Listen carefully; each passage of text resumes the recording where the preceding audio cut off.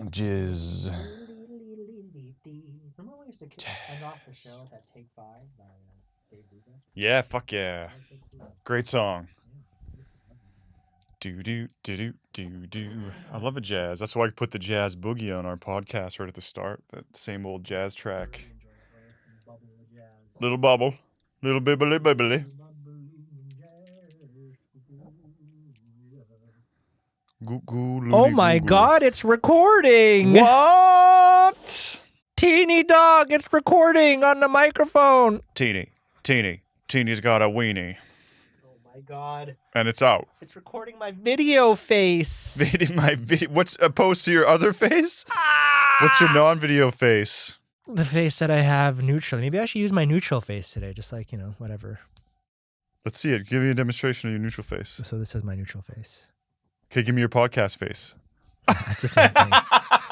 It's the same thing. It's the same fucking thing, man. Ooh. You're not an actor. I kind of am. I've acted a little bit. Not with that face. Not with that same old face. No. Need my same old face. I miss doing acting. That was a lot of fun.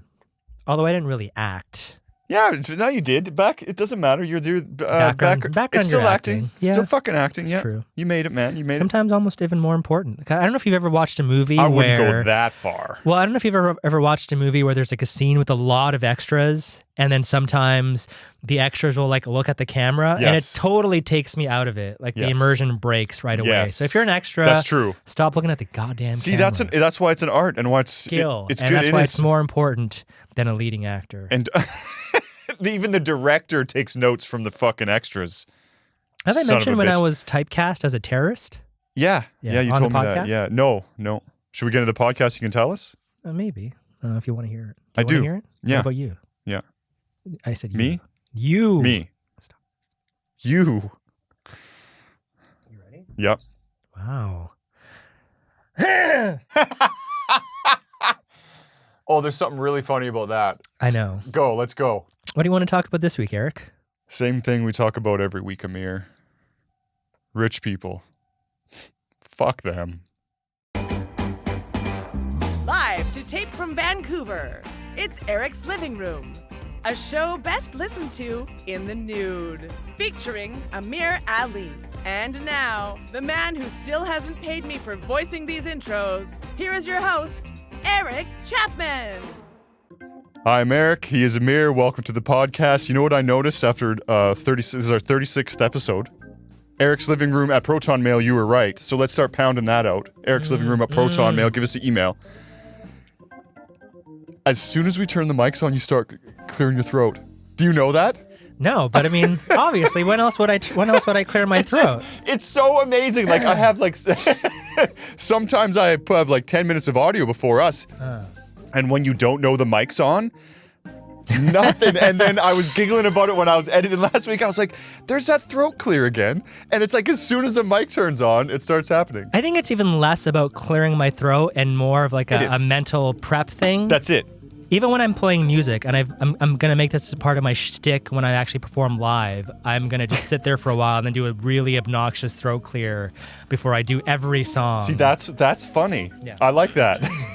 Okay, tell us about how you were typecast as an extra. Oh, yeah. So I used to do extra work and background extra work. I was with an agency and got a bunch of work, actually. It's really easy to get work if you're a person of color.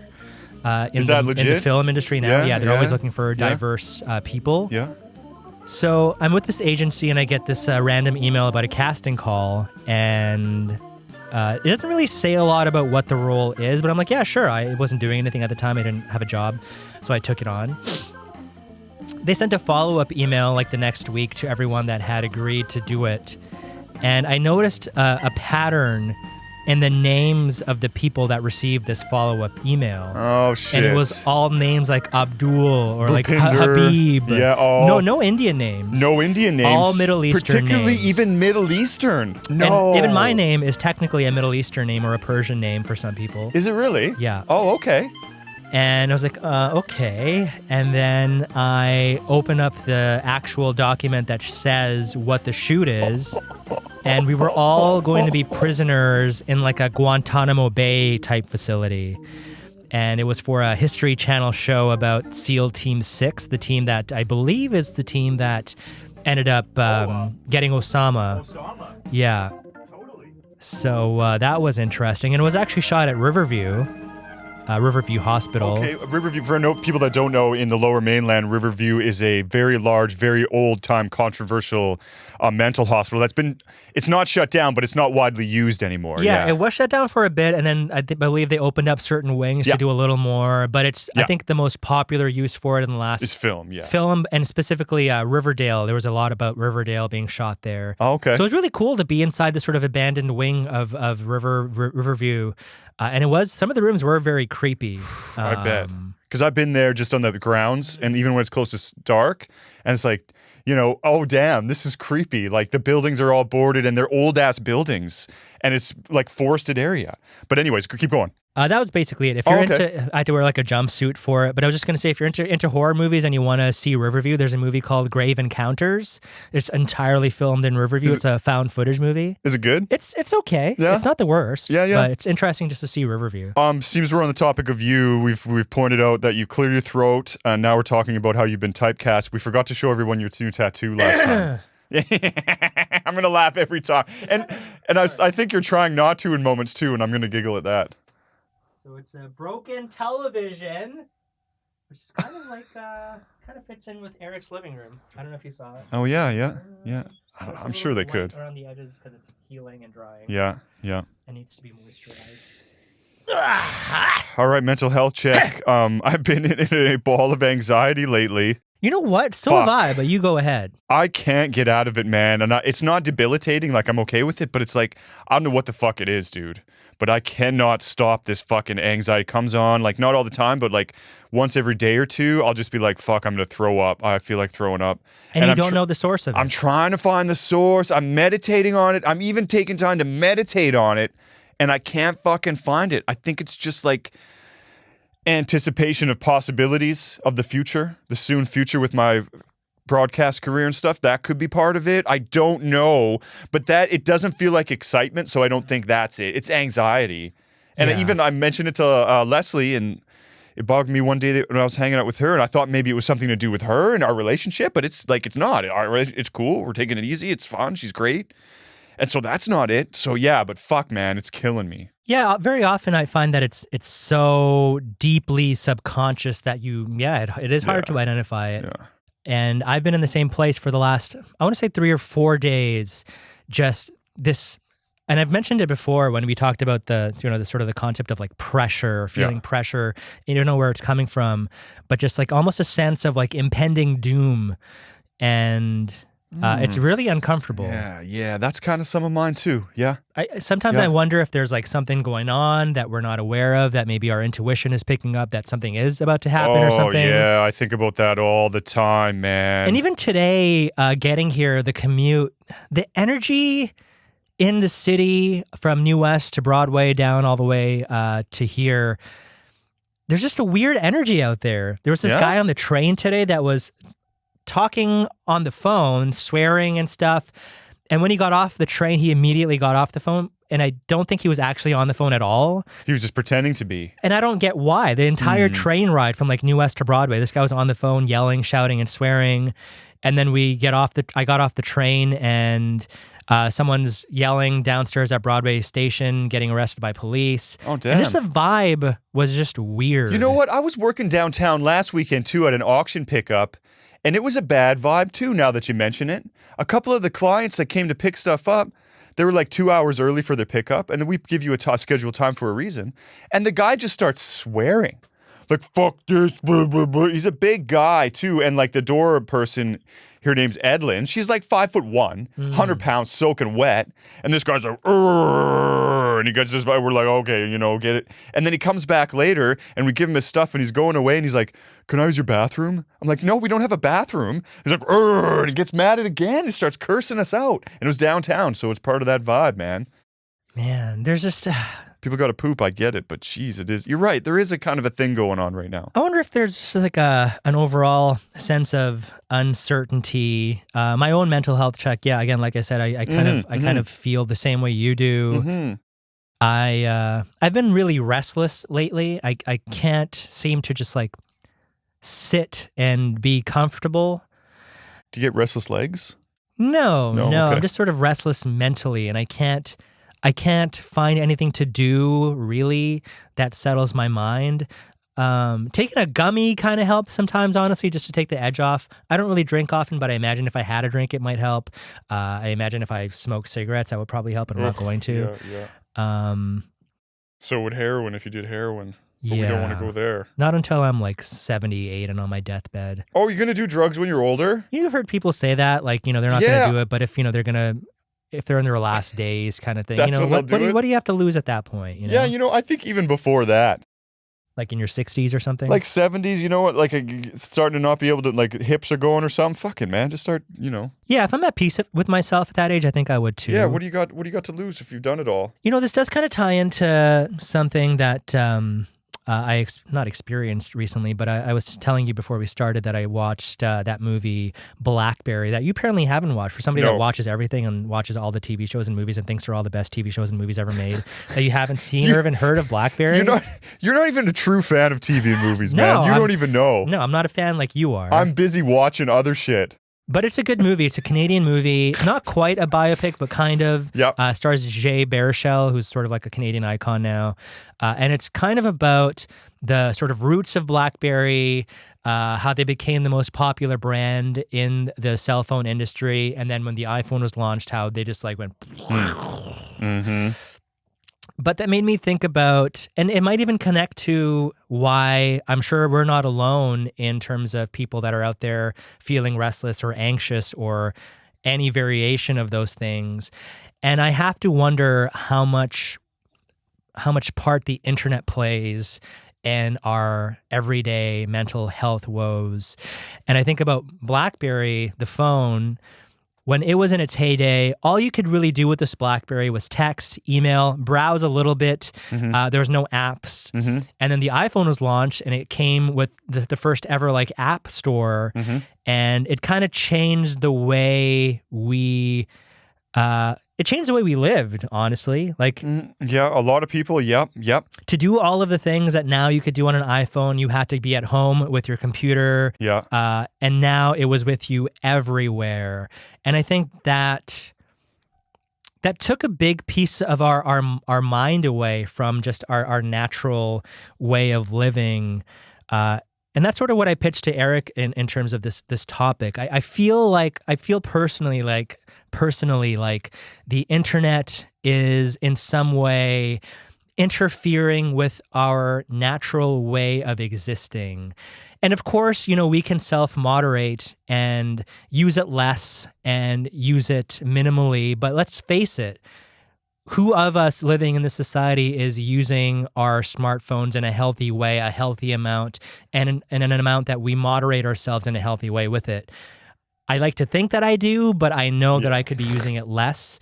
I'm sure you've been in that place, Eric, where you're not even thinking to want to use your phone, but you instinctively grab it.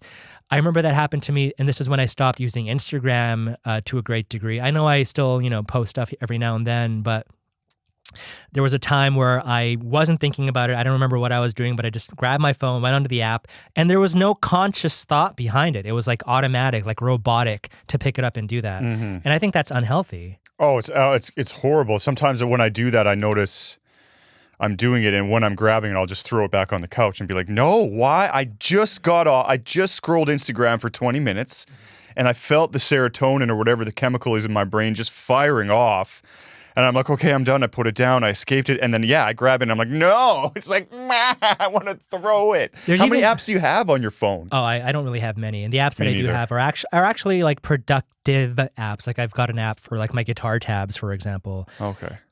But there's not a lot of like scrolling apps. What do you got for scrolling apps? Because I got Instagram and Twitter and Blue Sky. I'm on Blue Sky now. I do have Instagram. I don't have Twitter on my phone. I'm going to take Twitter off my phone. I use Twitter at work, so I only use that on my laptop, but I don't use my laptop unless I'm at work. Yeah. But yeah, Instagram would be the only sort of scroll. And there's actually a name that these apps use, which is also kind of scary in a way. It's called Infinite Scroll. Yeah, okay, So you can go nonstop and it keeps loading up new pages instead of having you click like next page. TikTok's awful for that, and I'm never ever gonna download TikTok. And have that on my TikTok's phone. algorithm is one of the best things on the it picks you up I so gotcha. quick, man. Like that's why people love it, because it's real good. And like I saw someone do it. I think it was Bob Krombauer.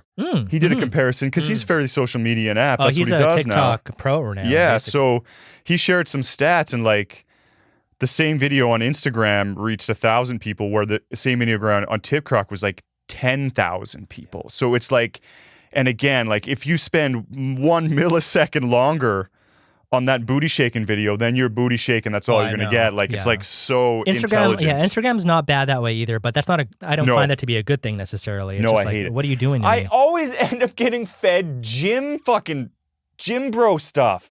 People working out? Yeah, I don't know why. I don't even last for a second on it. You're the most like anti-gym I hate the person gym. ever. I don't think I've ever heard of you going to the gym even one I time. would rather get pegged by a giant man than fucking go to the gym. There's nothing wrong with getting paid. No, but that's sounds what I'd pretty rather good. do than go to Okay. the gym. Yeah, that could be a bit of a workout. Do you think we'd still be as technologically advanced as we are now if we didn't have the internet? No. And see, that's another thing that I wonder about all the time. Like, I think about that in comparison to, like, I don't know, this is going to sound weird, but like ancient civilizations, like the Egyptians, for example. And even just the way we describe them, we call them ancient. And I think when we compare ourselves to like those types of societies, we look at ourselves like we've advanced a lot. But while we might have all of this technology that can do all these flashy things, how advanced are we really compared to these peoples before us? We don't even know how to use it properly. Yeah. Yeah. There are benefits to it. Obviously, they're all tools, and I think we've abused them and have turned them into things, for profit. And the way to profit off of people is to make these things addicting, and people are literally addicted to their technology. And do we what? Do we need to be technologically advanced? Does that really matter? If you're just supposed to, if all we're supposed to do is what Bob Marley told us and just love each other, then why, do we need all this and I guess we've put ourselves in a situation where we polluted the earth enough where we need advanced technologies to win, again, to survive. So now it's a survival advanced technology. But say it was 1900 and we knew what was happening and we didn't need to advance our technology. Would that matter? Do we need this fucking technology, man? No, I don't think we do. So you've brought this up a lot, this idea of Uber, ride anytime. See, why I never use Uber, and it's just messaged me, get convenient rides for all occasions with Uber. Fuck you, Uber. I don't care. Unless you're going to sponsor the show. Yeah, then hey, I love email us you. all the time. You brought this up a lot, which is the idea of Eric's living room at protonmail.com. Yes. The idea of just escaping, getting off, go to the island or go to some town or something, and I think I mentioned on the podcast probably, yeah, I did, that I went to South America and I did do that, and I went somewhere where my technology was gone. No internet, very, very limited electricity, enough electricity where I lived with a bunch of strangers to watch a movie once a week. But man, Gross. the liberation that I felt from being free from this technology was it too quiet for the first little while? exactly, it was. It was too quiet for about 2 weeks. That long? 2 weeks. It took me 2 weeks. And then I had that dream that just put things into perspective. And for the next 2 weeks after I got past that, I guess you can almost look at it almost like a technological withdrawal, Yeah. And then once that was gone, it was like I never wanted to leave that state that I was in, where the only necessities that I felt were the immediate sort of survival necessities, like food, companionship, and love. It's. I wish we had a society that was more focused on that stuff. And honestly, it's just getting worse and worse. And now Apple has introduced their Apple Intelligence, which is gonna, I honestly do fear the future a little bit. James Baldwin said the world is held together by the love of very few people. James Baldwin is incredible. And I would like to individual be one of those people. That's held together by love. That holds the world together with love. But it's difficult to be a person and love that much. Yeah, I think we've built a world where we feel like we need more, but we really, if we if we really looked inside of ourselves, I think all of us collectively, if we looked inside of ourselves past all of the things we think we need, I think we'd all realize that all we really do need is just some love. Some Tina Turner. And maybe some jazz. Some jiggity jig jazz, jizzle jang, jing balega jazz. There's not a lot that can sort of ease my tension, but honestly, some really cool jazz if I'm feeling a little uptight or restless or maybe even anxious. What's the jazz you go to? The album that really brought me, and it's going to sound lame because this I'm sure the album that everyone talks about is Kind of Blue by Miles Davis. Because it's one of the greatest jazz albums ever. Sure. Come on, and there's you also can't say Love that. Supreme by John Coltrane, which is a little more frantic, and that's maybe not so great for relaxing. And I also love Take 5 by Dave Brubeck. That's a song. Jam, but I think it's the album too. Or is it Dave Brubeck and his band? No, I think you're right. I think it album. is the album as well. Jiggity jazz, Jim jazz, jizz a juicy Jew jazz. There's jazz for the Jews. That's another thing that makes this time mentally unstable a little bit is what the popular music is today. It makes me feel like if I'm listening to the radio and I turn it to like one of the pop stations, it makes me feel uncomfortable. Yeah. There's too much going on. It's like overstimulating. There is a lot. Yeah. That's why jazz will never be pop music. And no, it's not pop music if you were going to ask that. I asked that last week, actually. It can't be. Why? I thought about it. Because it's not popular enough, first of all. And there's sprinkles of it here and there, but who you named name four more jazz artists. Like, you might be able to. Yeah. But what I'm saying, that the average person, they'll probably say Miles Davis. Yeah. I mean, who else are they going to say? Even John Coltrane might be a stretch I for think some that's a people stretch, man. to come up Maybe with. like they might pull out a Chick Corea just because he had a lot of albums during like a certain time. But other than that, there's no... there's sprinkle of jazz in Steely Dan, but nobody likes Steely Dan. Apparently, I'm fucking learning. No, actually, you know what? There's a lot of because rock of you, people hate I've Steely Dan. talked to some people. I guess some people call it dad rock, Steely Dan. Yeah. And there's actually a lot of people who's our age whose fathers did listen to Steely Dan and they absorbed it that way and they kind of like it. I think it's just a running joke about them. Yeah. They just get it because they're so like skilled. And do you think the things world like would be that. a different place if jazz was pop today? Yeah, man. Way different. Man, could you imagine people just like chilling, like snapping down the sidewalk like that, wearing their sunglasses, smoking weed? Oh yeah. See, that's all I want to do now. Yeah. Do some jazz. Do some jazz lyrics. No, I can't. Come on, man.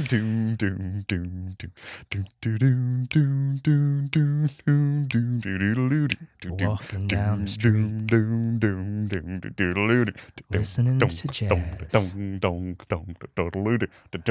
all I got. Yeah, man. Even now, like even just what you're doing, that's it's just like, jazz, man. I'm good. That's all I need.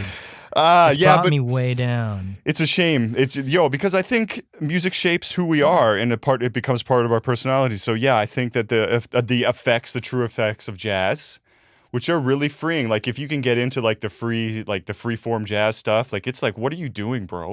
But if you can let go of the whole it has to be this way. Music is this. If you can let that go, then it's like, oh, okay, interesting. I find it similar to like lots of, I guess in a similar way, like getting lost in the grandness of it all with like orchestral music, like Beethoven. Well, I was just going to say. You just get lost in that. It's funny you mentioned that because I was going to say, like, if you think about it, classical music was once pop music, right? 100%. And that society was obviously obviously there's a lot of differences in terms of like the time that they were in and all the realities that they faced. But I wonder how that music also impacted that society from, like hundreds of years ago. Well, look at it. You can see it. Yeah. You can see it everywhere. In the makeup, the way they held the dress. Yeah, it was a lot more elegant. That lame-ass organ that always... ding, ding, ding. I don't know what to describe it, but it's a typical one that you hear. Yeah. Big time. And see, that's why... That's interesting. Oh, I wonder if that's... Oh, interesting. Well, just because there's so much... Even in pop music, there's no pop music. Pop music is popular, so there's country, there's some rock and roll, there's Metallica, heavy metal, right? Top 40, there's so all we those don't have that focus. Whereas, say back then, Yeah. say 1600s, Yeah. it was all like Bach, Beethoven. Yo, get down, homie. Let's Yeah. rock. Yeah. Like, no, the new Beethoven's dropping tonight. Let's Yeah, get that's to what they were saying. the auditorium, yo. Yeah. You know, everyone's listening to that. Yeah. And so, but now it's not that way. It's everyone's listening to pop music, but pop music is so many different things. So I wonder if that's our inability to find the greater group think. Yeah. You know what I mean? Yeah. What I was going to say, which might be a cool experiment sometime on another show, would be because you can obviously find archives of top 40 through the decades. Oh shit, that would be fun. To go back to like the 40s or the 50s or whenever the charts began. Yeah. To see what the top 40 was Yeah. and how spread out it was in terms of genres. Well, because like back when Tom Jones and those types were hits, that's jazz, isn't it? Big band jazz. Yeah. So you know. Yeah. Yeah, I would say so. So maybe it was. Maybe at one point it was kind of, but was that popular, or are we just thinking of like the movie world and how that in our minds it was bigger than it really was? No, I think you're right. I think like even if you look at the 80s, I think it was probably a little more cohesive in terms of the types of genres that you would see in top 40. Yeah, because they were way more experimental, that's for sure, through the 80s. But also just like the sound, like there's no real sound of today. It's so varied and fragmented. That's what I mean, right? Yeah, where in the 80s, if you hear the 80s on the radio, like this is 80s, every song even rock. Right. Rock sounded like the 80s and the 80s, pop. Even that Prince that sounded like it was from the 90s, you could still tell it was from the 80s because totally. the instruments, right? Yeah. And then even in the 90s, there was a bit more of like a sort of homogenous sound where you could feel the 90s. And today I can't. There isn't that. No, it's not. You're right. There's no grunge. There's no breakout. There's no Elvis. There's no Beatles. There's no... The only sort of theme Zeppelin. that I feel from today's music is just sort of this like over-sexualization, you know, in pop, in hip-hop. Really? You're getting... really? Yeah, just really inappropriate lyrics that I think about it because a lot of kids are listening to this stuff that I wasn't listening to music that But weren't you graphic. though? Like, really? No? No. Because I was. Like, TLC, come on, man. Like... So, D'Angelo? Yeah. I mean, TLC, sure, like, but it wasn't so graphic, right? They definitely... I guess it was more innuendo. Totally. Yeah, I see what you're saying. It wasn't, now I'm it's going to just suck your dick. Now It it's just was like more tits, like... pussy, Yeah, fuck yeah, you. yeah. Yeah, okay. I'll agree with that. Give me the jizzity jazz, pussy. All right, man. What do you want to talk about next week? Jizzity jazz, More jingle jazz? jang, jingy boo jazz. Yeah.